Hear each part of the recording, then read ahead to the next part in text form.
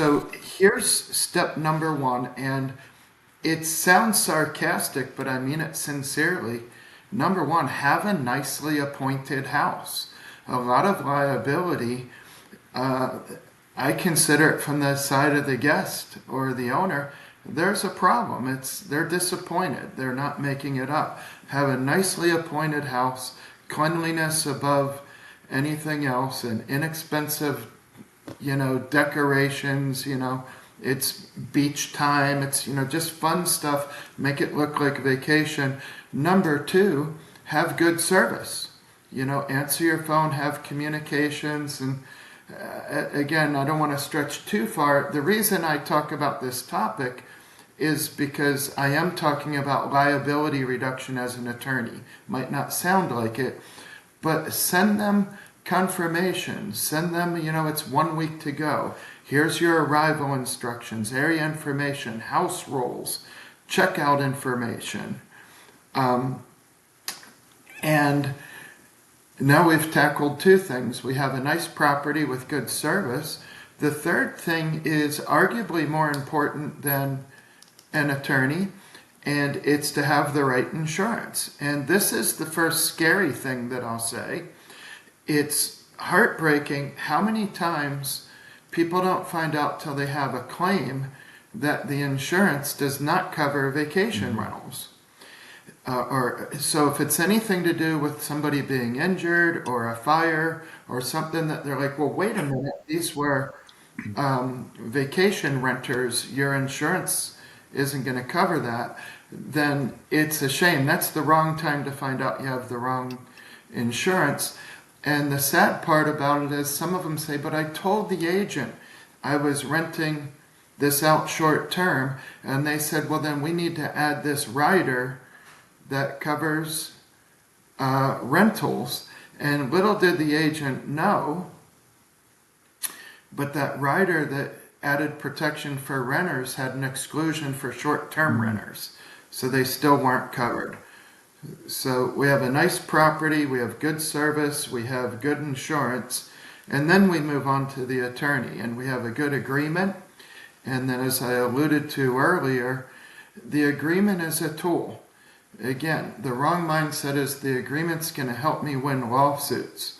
The right mindset is presenting people with a highlighted agreement politely and calmly can be used to quash conflict before it arises. And I'll give you another great tip. And by great, I mean I don't do theory. I don't do untested theory. What I mean something my clients have tremendous success with.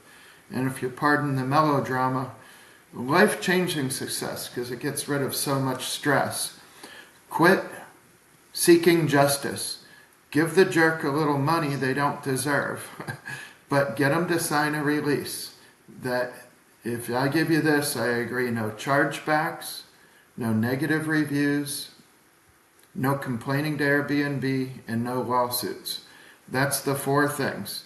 Just a little half page. If I give you free pool heat, or if I give you back a free night's rent, or a credit on a future stay, or with an owner you're managing for, if I give you, back this markups that we disagree on, or this repair you said wasn't authorized, I need you to sign this. No chargebacks, no negative reviews, no complaining to Airbnb or another platform, and no lawsuits. I'll continue, pardon the monologue, but I have another thing I want to add. The lawsuits are the least of it, not just numerically, but cumulatively. People in our profession lose more money due to chargebacks than they do to lawsuits. So that's actually a bigger enemy. And I would argue that negative reviews and platform complaints on their own are bigger enemies too. And one other thing I want to add is that with the platforms, especially Airbnb, you just want to resolve the problem before it gets there. And I really don't want to say anything too negative about them, especially Airbnb, but I will tell you that the word on the street, what I hear from my clients all the time, is that the amount they refunded them was totally unfair. Now, whether that's true or not is irrelevant to me. I have my calculator out, and what I have is, why are we going to risk a $2,000 refund when we can give the jerk $400 he doesn't deserve to get him sign a release that Airbnb will honor?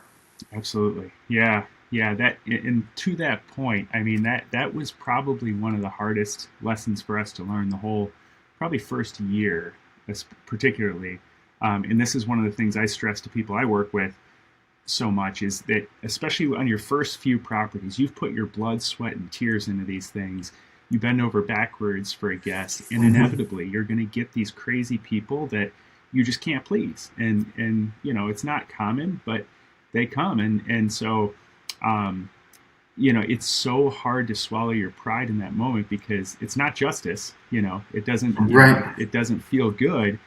But like you said, if you can give them $400, and then the great thing about short-term rentals is it's not like a tenant you're going to see for the next year.